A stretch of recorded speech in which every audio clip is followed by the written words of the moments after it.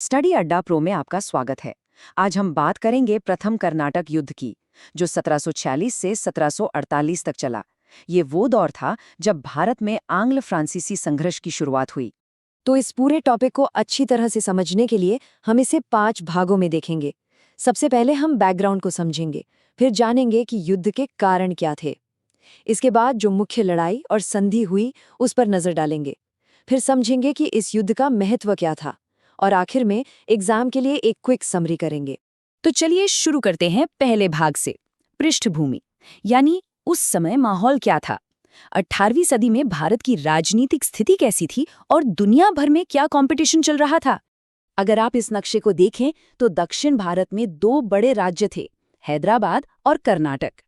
बात है 1720 के दशक की, जब हैदराबाद के निजाम चिनकुलिच खान ने खुद को मुगलों से लगभग आजाद कर लिया था, और कर्नाटक, जो कहने को तो एक मुगल सूबा था, पर असल में वो हैदराबाद के निजाम के ही कंट्रोल में था। तो कुल मिलाकर ये जो कमजोर राजनीतिक हालात थे, वो यूरोपीय ताकतों को यहाँ दखल देने का एक शानदार मौका दे रहे थे। अब देखिए, इस लड़ाई की जो मुख्य वजह थी वो थी व्यापार। सीधी सी बात है, ब्रिटिश ईस्ट इंडिया कंपनी और फ्रेंच ईस्ट इंडिया कंपनी दोनों ही भारत के प्रॉफिटेबल ट्रेड पर कब्जा करना चाहती थी। और ये लड़ाई सिर्फ भारत में नहीं थी। जैसा कि आप देख सकते हैं, ये मुकाबला 3 जगहों पर चल रहा था: भारत, उत्तरी अमेरिका और खुद यूरोप में। मतलब कहीं एक जगह चिंगारी लगती तो आग दूसरी जगहों पर भी फैल जाती थी। तो सवाल ये है कि व्यापार की ये होड़ आखिर जंग में कैसे बदल गई। चलिए अब दूसरे सेक्शन में युद्ध के असली कारणों को समझते हैं, जिसमें कुछ यूरोपीय और कुछ भारत के तात्कालिक कारण शामिल थे। देखिए, इस युद्ध की जड़ें भारत में नहीं, यूरोप में थीं। 1740 में यूरोप में ऑस्ट्रिया के उत्तराधिकार का युद्ध छिड़ गया। मतलब ऑस्ट्रिया की गद्दी पर कौन बैठेगा, इसे लेकर लड़ाई थी। इस जंग में ब्रिटेन और फ्रांस आमने सामने थे, और यूरोप की यही दुश्मनी भारत में उनकी कंपनियों के बीच टकराव की वजह बन गई। और फिर एक घटना ने, आप कह सकते हैं, आग में घी का काम किया। ब्रिटिश नौसेना ने भारत के तट पर फ्रांसीसियों के कुछ जहाज डुबो दिए। बस ये एक सीधा सीधा चैलेंज था, और इसी हमले के साथ कर्नाटक का इलाका जंग का मैदान बन गया और पहले कर्नाटक युद्ध की शुरुआत हो गई। चलिए अब आते हैं युद्ध के एक्शन पर। हमारे तीसरे भाग में हम देखेंगे कि इस युद्ध की सबसे जरूरी लड़ाई कौन सी थी और ये खत्म कैसे हुई। इस युद्ध की सबसे अहम लड़ाई थी सेंट थॉम का युद्ध, जो अड़ियार नदी के किनारे लड़ी गई। एक तरफ थी फ्रांसीसी सेना, जिसे लीड कर रहा था चालाक गवर्नर ड्यूप्लेम, और दूसरी तरफ थी ब्रिटिश सेना। इस लड़ाई में फ्रांसीसियों की शानदार जीत हुई, जिसने भारत में उनका दबदबा काफी बढ़ा दिया। भले ही भारत में फ्रांसीसी जीत रहे थे, पर युद्ध का फैसला यूरोप में हुआ। 1748 में एक्स-ला-शापिल की संधि हुई। इस संधि के तहत सब कुछ पहले जैसा कर दिया गया।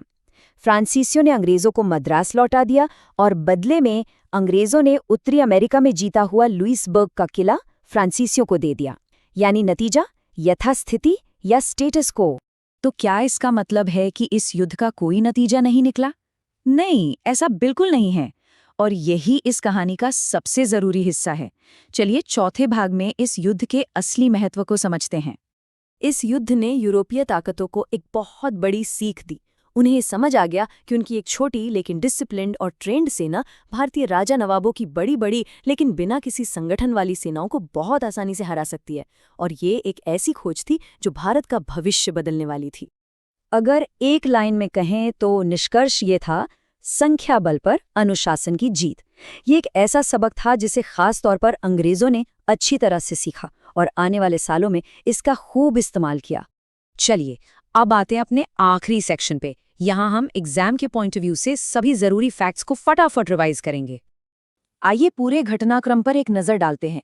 कहानी शुरू हुई 1740 में यूरोप में ऑस्ट्रिया के उत्तराधिकार युद्ध से। भारत में युद्ध का कारण बना अंग्रेजों द्वारा फ्रांसीसी जहाजों का डुबाया जाना। मुख्य युद्ध हुआ सेंट थॉम का, जिसमें डुप्ले की जीत हुई। 1748 में एक्स-ला-शापिल संधि के साथ युद्ध खत्म हुआ, और परिणाम ये निकला कि अंग्रेजों को मद्रास वापस मिल गया। और आखिर में ये है आपका एग्जाम कैप्सूल, वो 5 पॉइंट्स जो आपको याद रखने हैं। युद्ध का साल 1746 से 48, मुख्य युद्ध सेंट थॉम या अड़ियार, संधि एक्स-ला-शापिल, विजेता फ्रांसीसी जिनका लीडर था डुप्ले, और युद्ध का मूल कारण ऑस्ट्रिया का उत्तराधिकार। तो भले ही ये युद्ध बिना किसी बड़े जमीनी बदलाव के खत्म हो गया, पर एक बात साफ थी, इसने भारत में यूरोपीय दबदबे की एक नए दौर की शुरुआत कर दी थी। द्वितीय कर्नाटक युद्ध, जो 1749 से 1754 तक चला, ये वो दौर था जब भारत में ब्रिटिश और फ्रेंच ईस्ट इंडिया कंपनी की महत्वाकांक्षाएं बढ़ रही थीं और वो अपने वर्चस्व के लिए लड़ रही थीं। तो आज के इस लेक्चर में हम क्या-क्या देखने वाले हैं? सबसे पहले हम द्वितीय कर्नाटक युद्ध का एक परिचय लेंगे। उसके बाद हम युद्ध के कारण और इसमें कौन-कौन से गुट शामिल थे, इस पर बात करेंगे। फिर हम प्रमुख युद्धों और उन मोड़ों को देखेंगे जिन्होंने इस लड़ाई का रुख बदल दिया। इसके बाद पौंडीचेरी की संधि की शर्तों को समझेंगे और अंत में इसके महत्व पर चर्चा करते हुए एक क्विक रिवीजन करेंगे। तो चलिए शुरू करते हैं हमारे पहले खंड से, युद्ध के कारण और गुटबंदी। आखिर इस बड़े टकराव की नींव कैसे पड़ी और इसमें मुख्य खिलाड़ी कौन-कौन थे? देखिए, इस पूरे संघर्ष की शुरुआत हुई 1748 में। हैदराबाद के शासक निजाम उल मुल्क की मृत्यु हो गई। अब उनकी मृत्यु से हैदराबाद और कर्नाटक दोनों ही जगहों पर सत्ता का एक खालीपन सा आ गया और इसी वजह से उत्तराधिकार के लिए एक भयंकर संघर्ष छिड़ गया। बस यहीं पर ब्रिटिश और फ्रांसीसी कंपनियों को एक मौका दिख गया। उन्होंने इस अस्थिरता का फायदा उठाकर अपने अपने पसंदीदा उम्मीदवारों को गद्दी पर बिठाने की कोशिश शुरू कर दी, ताकि वो उन्हें अपनी कठपुतली की तरह इस्तेमाल कर सकें। तो आप समझिए कि टीमें कैसे बनी। हैदराबाद में अंग्रेजों ने नासिर जंग का समर्थन किया, तो वहीं फ्रांसीसियों ने मुजफ्फर जंग का साथ दिया। ठीक इसी तरह कर्नाटक में भी गुट बन गए। अंग्रेजों ने अनवरुद्दीन का पक्ष लिया और फ्रांसीसियों ने चंदा साहिब को अपना समर्थन दिया। तो ये सिर्फ भारतीय शासकों की आपसी लड़ाई नहीं रह गई थी, बल्कि ये भारत पर नियंत्रण के लिए एक प्रॉक्सी वॉर यानी एक छद्म युद्ध बन चुका था। ठीक है, तो अब जब हमें कारण और गुटबंदी समझ आ गई हैं, तो आगे बढ़ते हैं और देखते हैं कि असल में युद्ध के मैदान पर क्या हुआ। हमारा अगला खंड इसी बारे में है, संघर्ष के निर्णायक क्षण। पहली बड़ी लड़ाई हुई 1749 में, जिसे अंबर का युद्ध कहते हैं। इसमें फ्रांसीसी कमांडर डुप्ले की सेना को एक बहुत बड़ी जीत मिली। कर्नाटक के नवाब अनवरुद्दीन इस युद्ध में मारे गए। ये फ्रांसीसियों के लिए एक बहुत बड़ी कामयाबी थी। उनके उम्मीदवार मुजफ्फर जंग हैदराबाद में और चंदा साहिब कर्नाटक में सत्ता में आ गए। एक समय तो ऐसा लगा कि फ्रांसीसियों ने बाजी पूरी तरह से जीत ली है। वहीं अनवरुद्दीन का बेटा मोहम्मद अली अपनी जान बचाकर त्रिचनापल्ली भाग गया। लेकिन फिर 1751 में एक ऐसा मोड़ आया जिसने युद्ध का रुख ही पलट दिया, और इसका श्रेय जाता है एक युवा ब्रिटिश अधिकारी रॉबर्ट क्लाइव को। हुआ ये कि जब फ्रांसीसी सेना त्रिचनापल्ली को घेरने में लगी हुई थी, क्लाइव ने एक बहुत ही साहसिक कदम उठाया। उन्होंने एक छोटी सी टुकड़ी लेकर सीधे कर्नाटक की राजधानी आरकॉट पर हमला किया और उस पर कब्जा कर लिया। ये एक ऐसा मास्टर स्ट्रोक था जिसने फ्रांसीसियों को त्रिचनापल्ली की घेराबंदी छोड़कर आरकॉट की तरफ भागने पर मजबूर कर दिया, और यहीं से धीरे धीरे सत्ता का पलड़ा अंग्रेजों के पक्ष में झुकने लगा। आरकॉट के बाद भी लड़ाई कई सालों तक चलती रही, जिसमें दोनों ही पक्षों ने जीत और हार का सामना किया। तो सवाल ये है कि ये युद्ध आखिर खत्म कैसे हुआ? इसका जवाब हमें मिलता है पौंडीचेरी की संधि में। 1754 में ये संधि हुई और इसी के साथ युद्ध समाप्त हो गया। इसकी शर्तों के मुताबिक दोनों पक्षों ने एक दूसरे के जीते हुए इलाके वापस लौटा दिए। लेकिन सबसे महत्वपूर्ण बात ये हुई कि फ्रांसीसी सरकार ने अपने गवर्नर जनरल डुप्ले को वापस फ्रांस बुला लिया। वो इस युद्ध के खर्चे से तंग आ चुके थे। डुप्ले का वापस जाना फ्रांसीसियों के लिए एक बहुत बड़ा झटका था। हालांकि इस संधि से लड़ाई तो रुक गई, लेकिन ये बस एक अस्थायी शांति थी। तो इस पूरे संघर्ष का आखिर मतलब क्या निकला? इसका क्या महत्व था? चलिए हमारे अंतिम खंड में इसके परिणामों को समझते हैं और जो कुछ भी हमने पढ़ा है उसे एक बार जल्दी से दोहरा लेते हैं। इस युद्ध का ऐतिहासिक महत्व बहुत ज्यादा है। पहला, इसने ये साफ कर दिया कि भारत में अब ब्रिटिश शक्ति का उदय हो रहा है। उन्होंने ये दिखा दिया कि वो सिर्फ व्यापार करने नहीं आए, बल्कि एक बड़ी सैन्य शक्ति भी है।